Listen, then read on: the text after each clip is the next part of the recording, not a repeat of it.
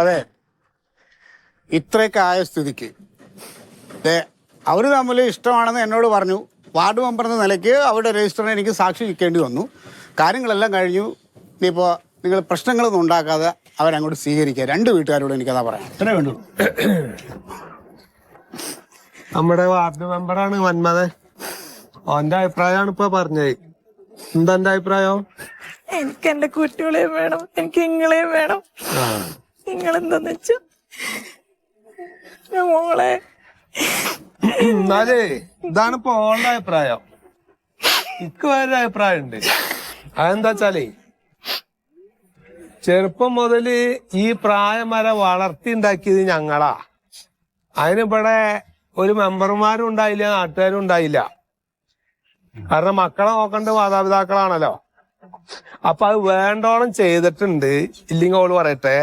അപ്പൊ ആ ഒരു സ്നേഹവും അവരോട് കാണിക്കേണ്ട ഒരു ബഹുമാനമൊന്നും ഇല്ലാത്ത ആൾക്കാർക്ക് പിന്നെ ഇവിടെ അഭയം കൊടുക്കണ വെച്ചാൽ അതിനുള്ള സ്ഥലമല്ല. ഇത് സത്രല്ല, എന്റെ വീടാ.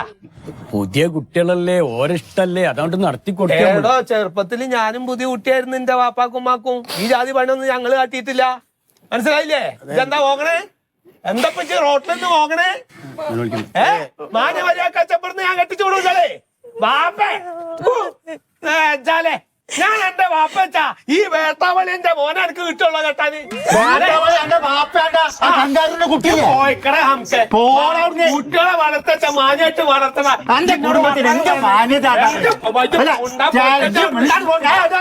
ജാതി വാർത്തനം പറഞ്ഞു എന്നിട്ട് പൊത്താശക്ക് വന്നേ.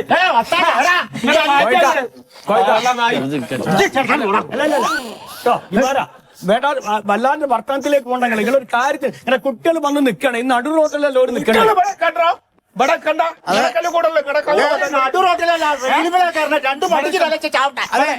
അപ്പൊ അവരെ രണ്ട് വീട്ടുകാരും അങ്ങോട്ട് കയറ്റില്ലാന്ന് പിന്നെ അവരെന്ത് ചെയ്യണം? അത് ഞങ്ങൾക്കറിയില്ല. ഞാൻ എന്റെ വാക്കനുസരിച്ച് ജീവിക്കണവർക്ക് ജീവിക്കാനുള്ള വീടാണ്. അല്ലാണ്ട് തോന്നിയാസം കണ്ടവർക്ക് കയറി. ഒരു കാര്യം മനസ്സിലായി, ഇതൊരു ജനാധിപത്യ രാജ്യമാണ്. അവർക്ക് പരസ്പരം ഇഷ്ടപ്പെടാനുള്ള സ്വാതന്ത്ര്യമുണ്ട്, അവകാശമുണ്ട്. അവിടെ വളർത്തി തട്ടി ജനാധിപത്യം അല്ല, ഞാനും ഇപ്പോഴും കൂടിയിട്ടാ. അതെ, നിങ്ങൾ ഒരുപാട് സംസാരിക്കണ്ട, നിങ്ങൾക്ക് സംസാരിപ്പിക്കണ്ട. അതെ, നിങ്ങൾക്ക് ഇവരെ സ്വീകരിക്കാൻ പറ്റില്ല എന്നുള്ള അറിഞ്ഞാൽ മതി. പറ്റൂല, ശരി, അത് വിടും. നിങ്ങൾ ആ വിഷയം വിടും. അതെ, ഞാൻ കാര്യം നിങ്ങളുടെ മോനാണ്. ഈ പൊങ്കച്ചന് അവന് ഇഷ്ടപ്പെട്ട് വിളിച്ചോണ്ട് വന്നു. ഇനിയിപ്പോ അവര് സന്തോഷമായിട്ട് ജീവിക്കണം. നിങ്ങൾക്ക് ഇവിടെ താമസിപ്പിക്കാൻ ബുദ്ധിമുട്ടുണ്ടോ ഇല്ലയോ? അത് എന്റെ മതത്തിലുള്ള ഒരു പെൺകുട്ടിയാണെന്നുണ്ടെങ്കിൽ അന്തസ്സായിട്ട് വിളക്കും മാലയും താലും കൊടുത്ത് ഞാൻ സ്വീകരിക്കാം. അന്തസ്സായിട്ട് കല്യാണം കഴിച്ചു കൊടുക്കുമ്പോ എനിക്ക് എത്ര ശ്രീധരൻ കിട്ടിയിരുന്നു, എത്ര സ്വർണം പണ്ടും കിട്ടിയിരുന്നു. അതൊക്കെ ദിവാരേട്ടാ, എന്തായാലും ഓൻ ഇഷ്ടപ്പെട്ട ഒരു കുട്ടീനെ കൊണ്ടുവന്നില്ലേ? ഒറ്റ മോനല്ലേ ഉള്ളൂ നിങ്ങൾക്ക്. വിളിച്ചു വരുത്തിയത് അതല്ല, ഈ പൊന്നും പണവും കൂടുതൽ കെട്ടിക്കുന്ന അവസാനം ഒരു മാസം കഴിയുമ്പോൾ ഡൈവേഴ്സ് ആവുകയാണ്. ഇങ്ങനെ കുറെ കാലം ലോന്റെ സയാമന്റെ മാതിരി ഒട്ടി നിൽക്കണം. നിന്റെ മോന്റെ കാര്യം എനിക്കറിയാം. കൊച്ചാന്ന് പറയരുത്.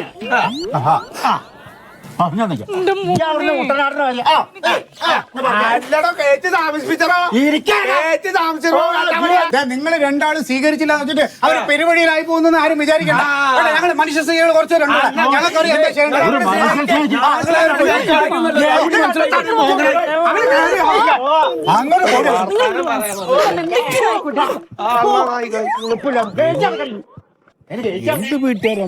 മാന്യമായിട്ട് പറഞ്ഞ മനസ്സിലാണെങ്കിൽ മനസ്സിലായിട്ട് വെച്ചിട്ടാണ് ഇത്ര നേരം മര്യാദക്ക് സംസാരിച്ചു. അതിന് വിവരവും വിവേകവും വേണ്ടേ? ഇനിയിപ്പോ എന്താ ചെയ്യാ?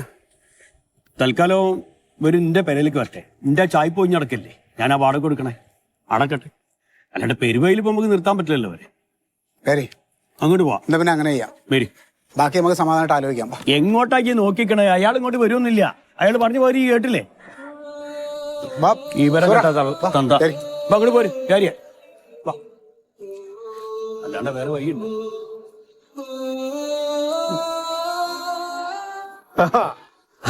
ആയിക്കോട്ടെ സുലൈമാൻ, ഇക്കൊരു വിരോധം ഇല്ലാതെ അതെ എനക്കറിയാലോ. ആക്കിന് പേർക്കുണ്ടാക്കി വളർത്തിണ്ടാക്കാൻ പറ്റോനെ, അത് മനസ്സിലാക്കി കിട്ടി. കേട്ടോ, അതൊക്കെയും കഴിഞ്ഞ് ഞാൻ ഇന്നെ കൊണ്ടിപ്പോ വായിക്കില്ല. എന്നാലും ഞാൻ ഒരു ഇടങ്ങറ് ഇതേവരെ വരുത്തിയിട്ടില്ല. പറ്റൊക്കൊന്നും ഉണ്ടോ? അത് പറയും. പാപ്പ എന്നെ പറഞ്ഞു. അപ്പൊ ഇന്നങ്ങൾ ആരും പറഞ്ഞ് സമാധാനിപ്പിക്കണ്ട. ഞാൻ ഒറ്റ കാര്യം പറഞ്ഞല്ലോ, ഒരു സമാധാനത്തിൽ എന്റെ മുമ്പിൽ ജീവിക്കൂല. അതിന് ആ ന്യൂ ജനറേഷനോ ആ ന്യൂ ജനറേഷനെ വളർത്തിണ്ടാക്കിയ ഓൾഡ് ജനറേഷനാണ് ഞാന്. അച്ഛൻ മനസ്സിലാക്കിക്കോ. ഒരിടങ്ങളും തരാൻ പറ്റില്ല.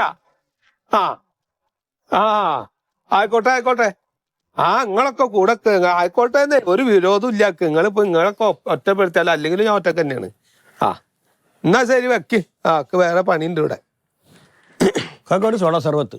സോഡ സർവത്തൊന്നും ഇല്ല ഇവിടെ. നാരങ്ങ സോഡ ഉണ്ടോ? നാരങ്ങ സോഡ ഇല്ല. ഒരു ജീരക സോഡ അടിക്കും. ജീരക സോഡ ഇല്ല. ജീരക സോഡ ഇല്ല കണ്ണ്. അവിടെ ഇരുന്നോട്ടെ. കഴിക്കുമ്പോ കുടിക്കാലോ. നിങ്ങൾക്ക് ഒരാളല്ല വിൽക്കാൻ പറ്റല്ലേ? ഞാനത് കുടിക്കുക ചെയ്തോട്ടെ. നിങ്ങൾക്ക് ഇപ്പൊ എന്താണ്? എന്താ നിങ്ങൾക്ക് എന്നോട് എന്തെങ്കിലും ഏനക്കേടുണ്ടോ? എന്റെ മൊയ്തൊക്കെ ഒരു ഏനക്കേടും എന്നോടും ഇല്ല മൊയ്തോ. പിന്നെന്താണ്? നിങ്ങളൊക്കെ നല്ല നല്ല കാര്യങ്ങളല്ലേ ചെയ്തോക്കണേ. എന്റെ കുടുംബത്തെ ഇറങ്ങി പോയ എന്റെ പെൺകുട്ടിനെയും കൊണ്ടുപോയനെയും കയറ്റി പറപ്പിച്ചോനല്ലേ ഈ. അതാണ് വിഷയം. കടന്നുലുത്തിയമാര് നിക്കണേ. എന്റെ കോയക്ക ആ പ്യാരിനെ പോലെ നല്ലൊരു ചെക്കൻ നിങ്ങളെ മോക്ക് വേറെ കിട്ടുമെന്ന് ദുനിയാവിൽ കിട്ടുവോ? എന്ത് ന്യായണ്ടോ എനിക്കത് പറയാന്? എന്ത് ന്യായണ്ട്? ഞാൻ ഒരു കുടുംബമായിട്ട് താമസിക്കാണ് ഇവിടെ. എന്റെ കുടുംബത്ത് വന്നിട്ട് മാന്യ മര്യാദക്ക് കുട്ടീനെ കൊടുക്കാൻ ഒരു ചോദ്യം ചോദിച്ചിട്ടുണ്ടോ? ഞാൻ ഒരാൾ ഇവിടെ ഉണ്ടല്ലോ, കണ്ട കാലം വിറ്റനെ വളർത്തിണ്ടാക്കിയവര്. എന്നോടൊരു ചോദ്യം ചോദിക്കണ്ടോ? ഈ ചോദിച്ചോ എന്നോട് കയറ്റി പാർപ്പിക്കുമ്പോ? നിന്നടുത്ത് കയറ്റി പാർപ്പിച്ചല്ല, ഞാൻ ഒരിടത്ത് വാടക മേടിക്കേണ്ട 2500 രൂപ. എനിക്ക് വാടക കിട്ടണില്ലേ? ഈ സന്തോഷത്തിലായില്ലേ? ഈ സുഖമായിട്ടോ ജീവിച്ചോ? എന്റെ കോയക്ക നിങ്ങൾ ഒരു കാര്യം കേക്കി. രണ്ട് സ്നേഹിക്കുന്ന മനസ്സുകളെയാണ് ഞാൻ കൂട്ടി യോജിപ്പിച്ചത്. അപ്പൊ ഇത്ര വലിയ തെറ്റാണ്? ചേടാ ചെങ്ങായി, ഈ സ്നേഹിക്കണ രണ്ട് പ്രാവിനെയും ആട്ടിനെയും പശുവിനെ അല്ല കൂട്ടി യോജിപ്പിച്ചത്. രണ്ട് മനുഷ്യന്മാരനെയാണ്. അവർക്കൊരു കുടുംബം ഉണ്ടായിരുന്നു. അയച്ചു മനസ്സിലാക്കോ? അയച്ചു മനസ്സിലാക്കിയിട്ടില്ല. എന്റെ കോയക്ക കാലം പഴയ കാലല്ല. ഇപ്പൊ കുട്ടികൾക്കൊക്കെ പ്രായപൂർത്തിയ കുട്ടികൾക്കൊക്കെ നല്ല ബോധം വന്ന് കുട്ടികൾ പോകും. ഇതാ ബോധം. ഇതുവരെ വളർത്തിണ്ടാക്കിയത് എന്തായാലും നല്ലതിന് എന്താന്ന് മനസ്സിലാക്കാത്ത ബോധം. ഓക്ക് ഇഷ്ടമുള്ള ആളെ കൊണ്ടാ പോയത്. അവിടെ സുഖമായിട്ട് ഓള് ജീവിക്കുക. ഓള് ഇവിടെ സുഖമായിട്ട് ജീവിക്കൂല. ഓനും ഇവിടെ ജീവിക്കൂല എന്റെ കൺമുമ്പില്. അജ്ജ് മനസ്സിലാക്കിക്കോ. നിങ്ങൾ സ്നേഹം കൊടുത്തില്ലെങ്കിൽ ഞാനും എന്റെ ഓളും കൊടുക്കും. നിങ്ങൾ വാരിക്കോരി കൊടുക്കേ. ആയിക്കോട്ടെ. 2,500 ഉറുപ്പിയും കിട്ടണില്ലേ? എന്നായിട്ട് അങ്ങനെ ബന്ധമില്ലാത്ത ആൾക്കാരായിട്ട് ഒരു ബന്ധമില്ല. ആയിക്കോട്ടെ. അല്ലാണ്ടുള്ള കച്ചവടം മതി. അങ്ങനെ അഭിനയിച്ച് ചെയ്യാൻ അറിയൂല. നടക്കട്ടെ. നിങ്ങൾ കുറെ ആൾക്കാർ ന്യൂ ജനറേഷനും അതിന്റെ ആൾക്കാരായിട്ട് നിങ്ങളൊക്കെ അങ്ങോട്ട് ജീവിക്കേ. എന്നിട്ട് മാന്യത എത്ര! എന്തോ ഒരു മാന്യതയാണ് അവനക്ക്. എന്റെ കുട്ടീനെ കണ്ട കാലം വളർത്തിണ്ടാക്കിയാൽ അങ്ങോട്ട് ഇറക്കിക്കൊണ്ടിട്ട് ഒരു ചോദ്യം ചോദിക്കല്ല. എന്നിട്ട് മാന്യത പറയാൻ വരാ ഹാമുക്കികള്.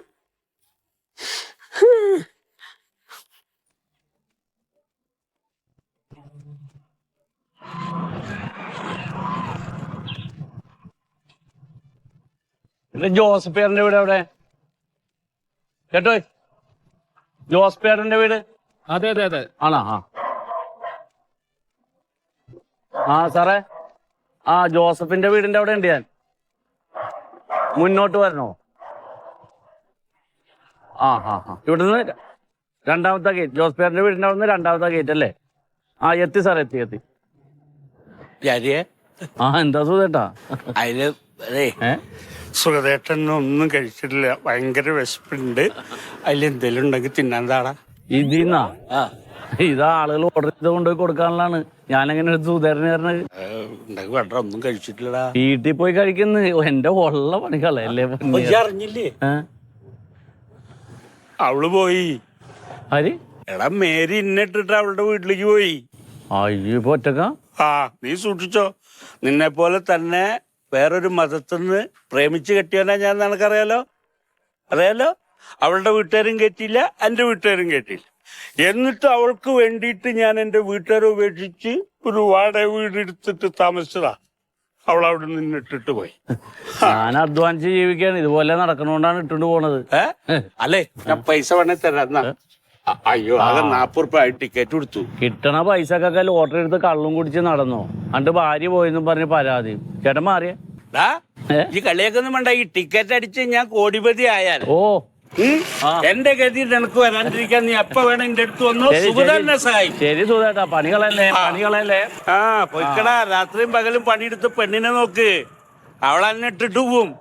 പെണ്ണാ വർഗം, വിശ്വസിക്കാൻ പറ്റില്ല.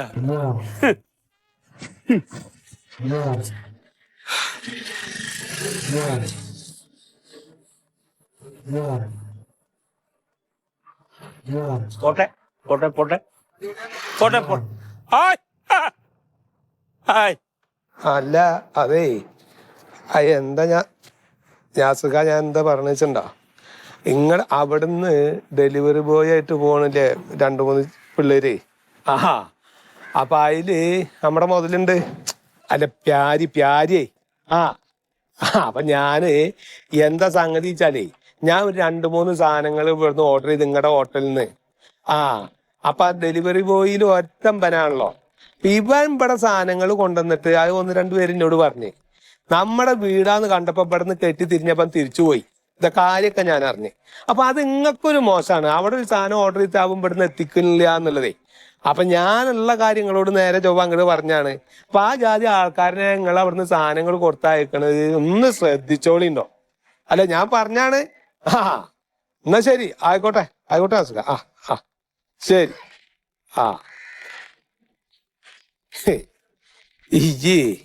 ഈ ജീവിച്ച് കാണിക്കൂലേ, ഇന്റെ ആൾക്കാരുടെ അടുത്തും ഈ പരിസരത്തും ഈ ജീവിച്ച് കാണിക്കൂലടാ നായി ട്ടോ.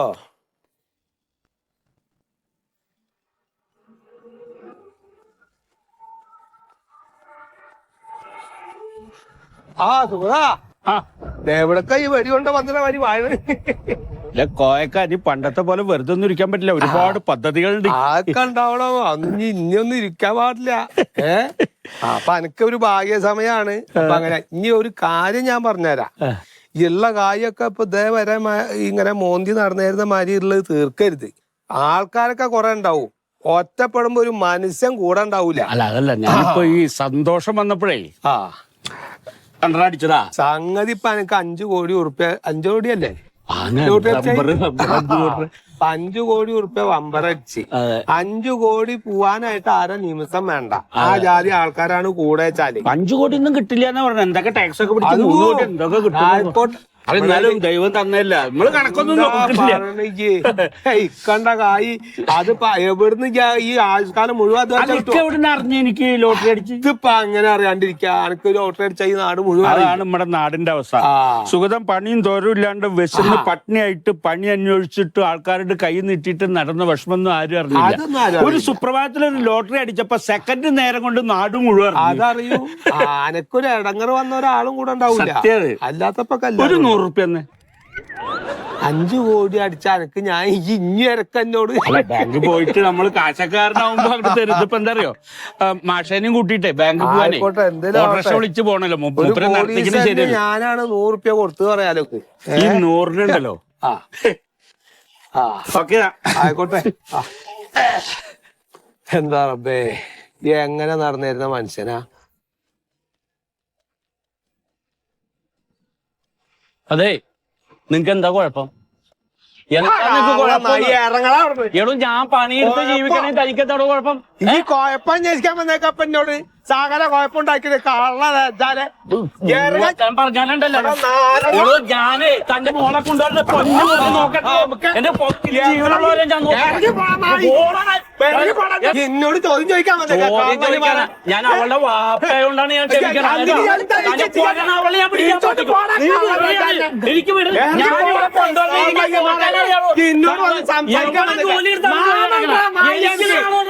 എനിക്ക് ചോദ്യം ചോദിക്കാൻ വന്നേക്കാം.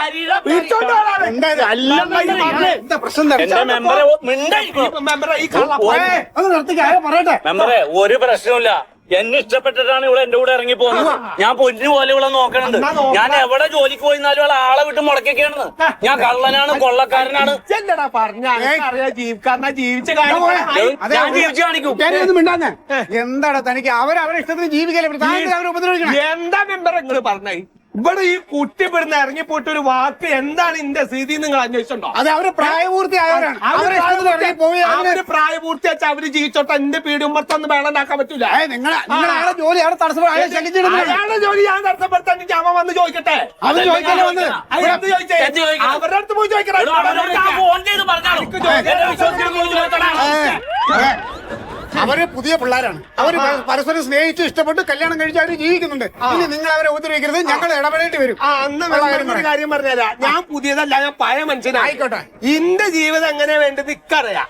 ഇന്റെ ബന്ധപ്പെട്ടോടത്ത് ഇവര് ജീവിക്കണമെന്ന് എനിക്ക് കാണാം. നിങ്ങൾ നിങ്ങളുടെ കുടുംബകാര്യം നോക്കി ജീവിക്കും. പറ്റിയ അല്ലാതെ ഈ പിള്ളേരെ അങ്ങനെ ഉപദ്രവിക്കാനല്ല. വർത്താനം കണ്ട പിന്നല്ലാണ്ട് എന്ത് പറയണ്ട, മാളിന്റെ കുട്ടിനെ ഇറക്കം കൊണ്ട് ഞാൻ ഇറക്കി കൊണ്ടുപോയല്ലോ. അതെ ഇവിടെ നാട്ടിലെ നിയമം പോലീസൊക്കെ ഉണ്ട്. ഒരുപാട് ഷോ കാണിക്കരുത് കേട്ടാ. ഇറങ്ങി പോർന്ന്. ഇനി മേലാലിട്ടാണ് എന്റെ കാര്യത്തിൽ ഇടപെട്ട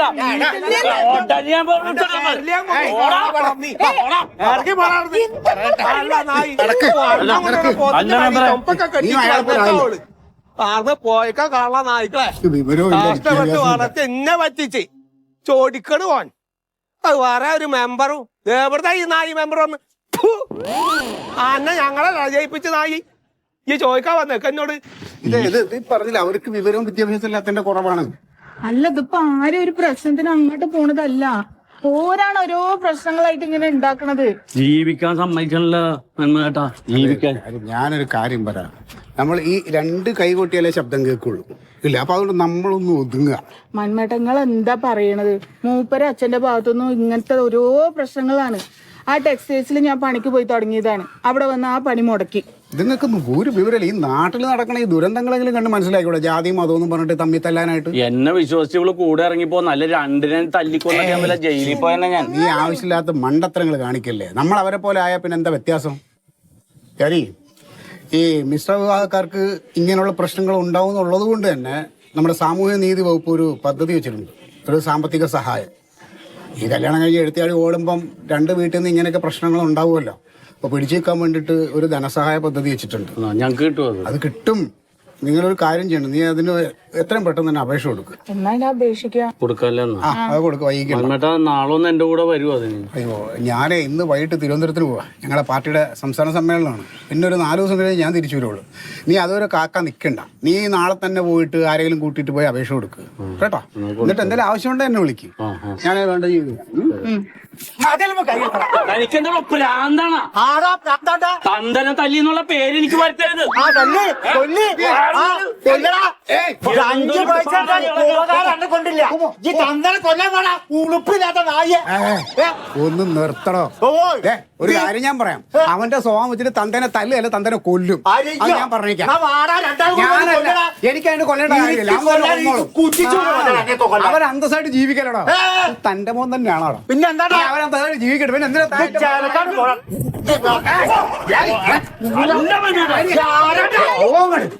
പോടാ ചൂടാ ഓളെ കൊണ്ട് ഉളുപ്പില്ലാത്തവനെ. ഓളെയും മണിയടിച്ച് നടക്കാൻ എപ്പോഴാ? ഏത് കാലത്താണ്ട നന്നാവാ ഉളുപ്പില്ലാത്തവനെ? ഈ വലിയ പഞ്ചായത്ത് മെമ്പർ. എടാ ഈ ചൂടും തമ്മിൽ എന്ത് വ്യത്യാസമുണ്ടല്ലേ? കാണാം. ഓ ഇപ്പൊ കണ്ടു കാണാം. നീ സിനിമാസ്കോപ്പ് കാണാൻ. ആ ചെറുക്കന്റെ കൈ കൊണ്ട് ചാവും. ആ ചെറുക്കന്റെ കൈയോടെ അന്ന് ഞാൻ സ്വയം കുത്തിച്ച അവിടെ ഉളുപ്പില്ലാത്ത നായിന്റെ മോനെ.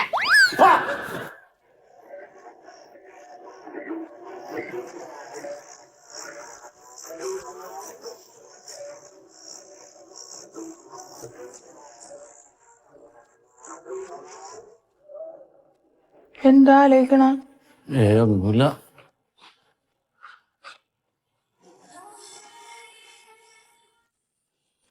എന്താണ്? ഇല്ല, ഇങ്ങനെ എത്ര നാള് മുന്നോട്ട് പോകുന്നു ആലോചിക്കായിരുന്നു. ഒരു ദിവസം ജോലിക്കൊന്നും നിർത്തണില്ല. ഞാൻ പിന്നെ ചേട്ടന് വിഷമോന്ന് ഓർത്താണ് പറയാത്ത. സത്യത്തിൽ എന്തിനാണ് നമ്മുടെ വീട്ടുകാർ ഇങ്ങനെ ചെയ്യണം നമ്മളോട്? അത്ര വലിയ തെറ്റാണോ നമ്മൾ ചെയ്തത്? നമ്മുടെ ഇഷ്ടപ്പെട്ടൊന്ന് കല്യാണം കഴിച്ചു പോയി. പുഴുത്ത പട്ടികളെ പോലെ നാട്ടണ. ബന്ധുക്കളെ അടുപ്പിക്കണില്ല. ഒരു വീട് വാടക എടുക്കാൻ സമ്മതിക്കണില്ല. അധ്വാനിച്ച് ജീവിക്കാന്ന് പറഞ്ഞ ഒരു തൊഴിലെടുക്കാൻ സമ്മതിക്കണില്ല. ഇതിപ്പോ ഇവിടെ ഇങ്ങനെ അധികകാലം പോവാൻ പറ്റുമെന്ന് എനിക്ക് തോന്നണില്ല. മൂപ്പരൊന്നും പറയണ്ടെന്ന് ഓർത്തിട്ടാണ് സഹിച്ചു പിടിച്ച് നിക്കണ പോലെയാണ് എനിക്ക് തോന്നണത്. എത്ര കാലം ഇങ്ങനെ ഇവിടെ നിക്കും? നീ സമാധാനപ്പെട്. അങ്ങനെ തോക്കാൻ പറ്റില്ലല്ലോ. ഇറങ്ങി പോരാൻ ധൈര്യം കാണിച്ചിട്ടുണ്ടെങ്കിൽ ജീവിക്കാനും ധൈര്യം കാണിക്കണം. അതിന് നമ്മൾ ശ്രമിക്കണുണ്ടല്ലോ, പക്ഷെ സമ്മതിക്കാത്തപ്പോ പിന്നെ എങ്ങനെയാണ്? ഒരു പണി ആ മന്മതേട്ടൻ പറഞ്ഞില്ലേ, ആ അപേക്ഷ നാളെ കൊണ്ടുപോയി കൊടുക്ക സാമൂഹ്യക്ഷേമ വകുപ്പില്. എന്നാ ഒരു കാര്യം ചെയ്, നാളെ പോകുമ്പോ മൊയ്തുക്കാനും കൂടി കൊണ്ടുപോകും. നമ്മള് ശ്രമിക്കണുണ്ടെന്ന് മൂപ്പർക്കും കൂടി ഒന്ന് തോന്നിക്കോട്ടെ. അങ്ങനെ ചെയ്യാം, അങ്ങനെ ചെയ്യാം.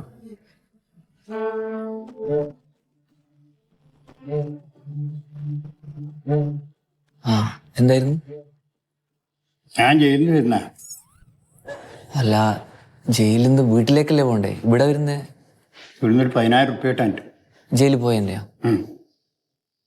അത് സാറിനോട് പറ.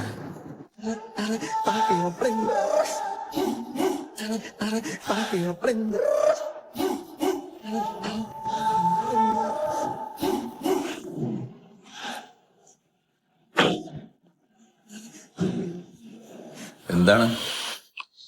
അല്ല, എനിക്ക് ഇവിടുന്ന് 10,000 റുപ്യ കിട്ടാൻ. 10,000 റുപ്യോ? ആ, എന്ത് 10,000 റുപ്യ?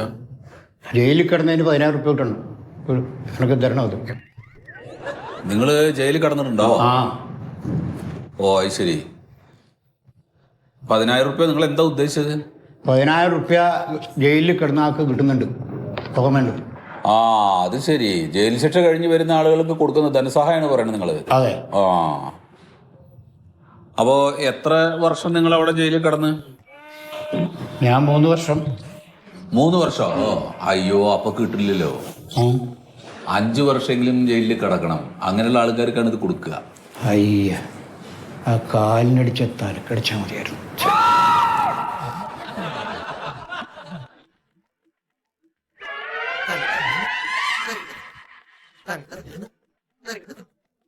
അപ്പൊ കിട്ടൂല അല്ലേ?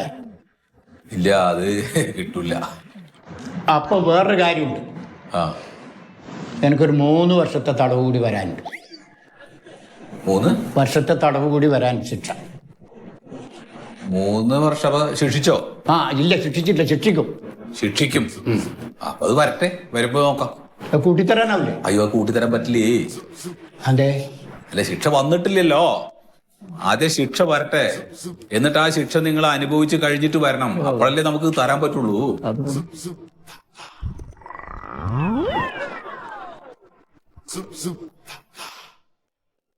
അപ്പൊ അപ്പൊ ശരി, കിട്ടൂല അല്ലേ? കിട്ടില്ലേ, അതാണ്.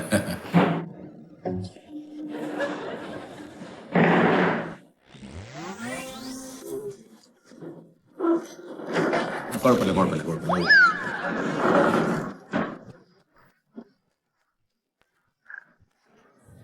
എന്റെ വീട് എവിടെ?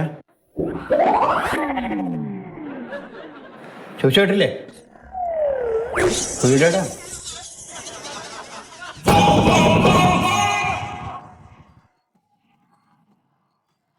സാറേ, അയാൾ നിന്നെ എന്റെ വീഡിയോ വെച്ച്? ആർക്കറിയാൻ? പരിചയമുണ്ടോ നീ? പരിചയമില്ല. ഞാൻ ഇപ്പൊ ഇവിടെ വന്നേരം കാണുന്നല്ലേ, ഇടക്കിടക്ക് ഇങ്ങ് നോക്കുന്നുണ്ട് എന്നാ. അറിയില്ല ബാബാ. സാറേ, ഈ മിശ്ര വിഭാഗത്തിന്റെ ധനസഹായം കിട്ടുമല്ലോ, അപ്പൊ അതിന് രണ്ടും മതത്തിൽ നിന്ന് കല്യാണം കഴിച്ചാൽ പൈസ കിട്ടുന്ന പരിപാടി. അതെ മിസ്റ്റർ, എവിടെയാ പറയണ്ടത്? ഇവിടുത്തെ സാറിനോട് സംസാരിച്ചു. നമസ്കാരം. ആയിരിക്കും.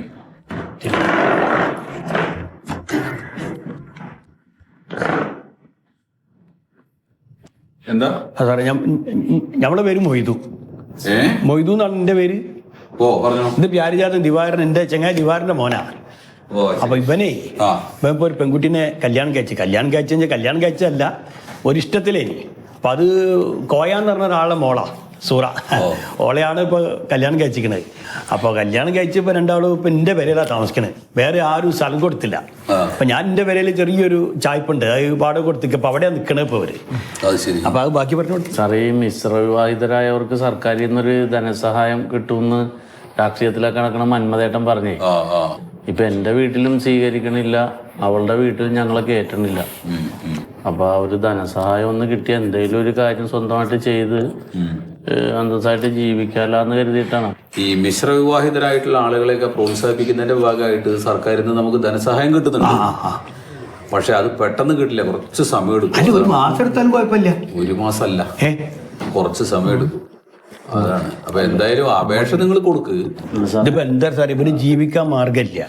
ഇപ്പൊ ഒരു പണിയെടുത്തത് ഇപ്പൊ ഈ ഹോട്ടലിൽ നിന്നൊക്കെ ഭക്ഷണം പെരയിലേക്ക് എത്തിക്കുന്ന ഒരു വണ്ടിയിൽ കൊണ്ടുവന്ന ഒരു പണി, ആ കുട്ടീന്റെ വാപ്പ കൊണ്ടുപോയിട്ട് ഇല്ലാണ്ടാക്കി. ഇങ്ങനെ ഒരു വൃത്തിയട്ട മനുഷ്യൻ അധ്വാനിക്കാൻ തയ്യാറാണ്. അപ്പൊ പെട്ടെന്ന് അന്വേഷിച്ചിട്ടൊരു നല്ലൊരു ജോലി കിട്ടണില്ല. അപ്പൊ ഇത് പ്രതീക്ഷിച്ചിട്ട് നിങ്ങൾ നിൽക്കരുത്. അതാ ഞാൻ പറയുന്നത്. കാരണം 2018 മുതലുള്ള അപേക്ഷകൾ നമുക്ക് ഇവിടെ കെട്ടിക്കിടക്കുകയാണ്. ഇപ്പൊ ഫണ്ട് വരുന്ന മുറയ്ക്ക് നമ്മൾ കൊടുക്കും. പക്ഷെ ഒരു ടേം ഫണ്ട് വന്നു കഴിഞ്ഞാൽ തന്നെ നമുക്ക് ഒരു 5-8 പേർക്കൊക്കെ കൊടുക്കാൻ പറ്റുന്നുള്ളൂ. അപ്പൊ ഇങ്ങനെ കുറെ കല്യാണങ്ങൾ നടക്കുന്നുണ്ടല്ലേ? പിന്നെ ഇഷ്ടം പോലെ ഉണ്ടല്ലോ. നല്ല കാര്യമാണ്. ഈ ജാതി മതവും നോക്കാതെ നമ്മൾ ഇഷ്ടപ്പെട്ടവരെ കല്യാണം കഴിച്ച് താമസിക്കണവർക്ക് ഒരു സഹായമായിട്ടല്ലേ ഈ ഫണ്ട് ഉള്ളത്. അതെ, അതന്നെയാണ്. അപ്പൊ ഓരോരോ ആവശ്യങ്ങൾക്ക് സമയത്ത് കൊടുക്കലല്ലേ സാറേ? കൊടുക്കേണ്ടതാണ്.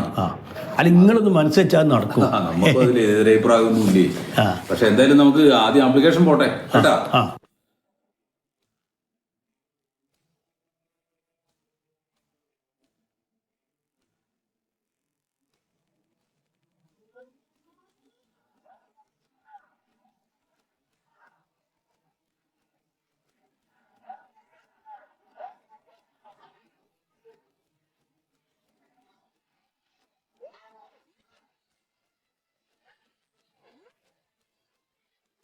വ്യാരേ, ഓരോരുത്തർ എങ്ങനെയൊക്കെ ജീവിക്കണം, എന്തൊക്കെ അനുഭവിക്കണം എന്ന് ദൈവം തീരുമാനിച്ചിട്ടുണ്ട്.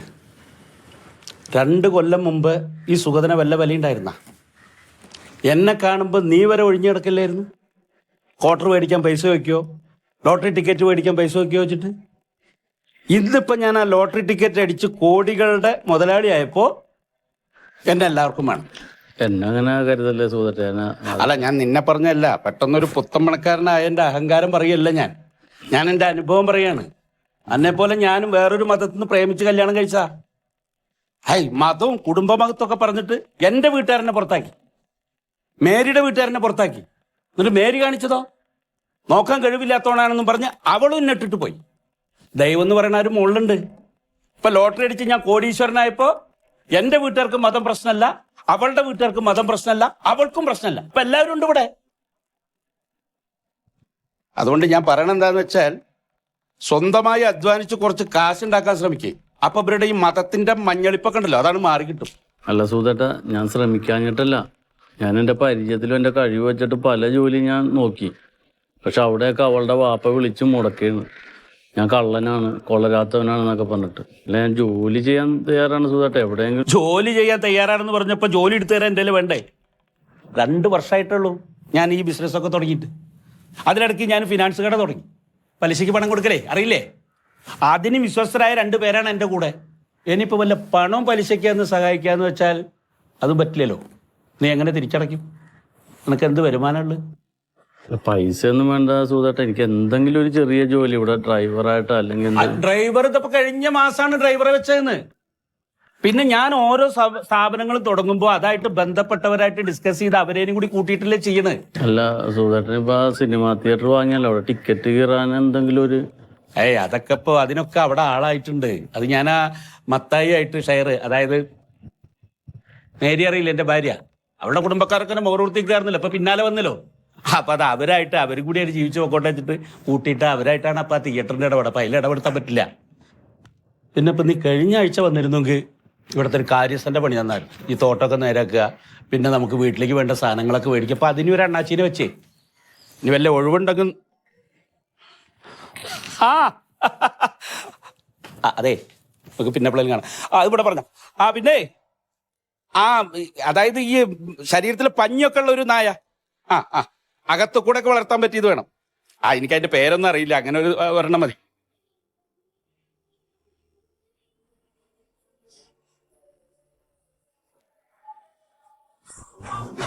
ഇതാണ് ഇത്. ഇവിടുന്ന് ആയിരിക്കില്ല. ഈ വീട് അവിടെ നോക്കട്ടെ.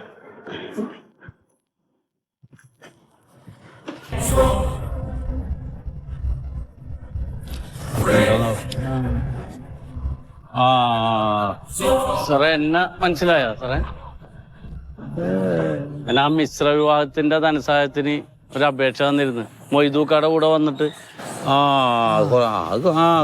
ഓർമ്മയുണ്ട് കണ്ടിട്ടുണ്ട്. കുറെ ആയി സാറേ, 1-2 കൊല്ലം ആയിപ്പോ. അതെയോ? എന്റെ ക്ലിയർ ആയ സാറേ? ഇല്ല, അത് ആയിട്ടില്ല, അതാവുന്നേ ഉള്ളൂ. നമ്മളെ വേറെ സുഗതൻ എന്ന് പറഞ്ഞൊരു കക്ഷിയുടെ വീട് അന്വേഷിച്ച് വരുമായിരുന്നു ഞങ്ങള്. സുഗതന്റെ വീട് ഇതാണ് സാറേ? അതെ പറഞ്ഞു. അപ്പൊ ഫോൺ വിളിച്ചിട്ടും കിട്ടണില്ല, പിന്നെന്തോ അഡ്രസ് മാറിപ്പോയിട്ടുണ്ട്. അതൊക്കെ മാറി ഇപ്പൊ പുതിയ വീട് വെച്ചല്ല. പുള്ളിക്ക് ലോട്ടറി അടിച്ച് ഇപ്പൊ വലിയ കോടീശ്വരനാണ്. ഓ അത് ശരി. എന്താ സുഗതൻ? ഒന്നുമില്ല, പുള്ളി മുമ്പ് മിശ്ര വിവാഹത്തിന്റെ ഇതിന് വേണ്ടി തന്നിരുന്നേ. അപ്പൊ അതിന്റെ ഇതിപ്പോ പാസ്സായി വന്നിട്ടുണ്ട്. അപ്പൊ അത് കൊടുക്കാൻ വേണ്ടിട്ടാ, ഒന്ന് ഇൻഫോം ചെയ്യാൻ വേണ്ടി ആളെ കിട്ടണ്ടേ. അയാൾക്ക് പാസ്സായ? അതെ സാറേ, സുഗതേട്ടന് ഇപ്പൊ ധനസഹായത്തിന്റെ ആവശ്യമൊന്നുമില്ല സാറേ, പുള്ളി കോടീശ്വരനാണ്. അല്ല, അത് പറഞ്ഞിട്ട് കാര്യമില്ല. കാരണം മൂപ്പര് നേരത്തെ വന്നൊരു അപേക്ഷയാണല്ലോ. ഇപ്പൊ പൈസ പാസ്സായത്, അറിയിക്കേണ്ട ഒരു ഉത്തരവാദിത്വം ഞങ്ങൾക്ക് ഉണ്ടല്ലോ. അവിടെ ഉണ്ടാവോ മൂപ്പര്? സുഗതേട്ടൻ അവിടെ ഉണ്ട്. ഉണ്ടാ? കണ്ടു. ശരിയായിക്കോളൂ, ടെൻഷനാണ്.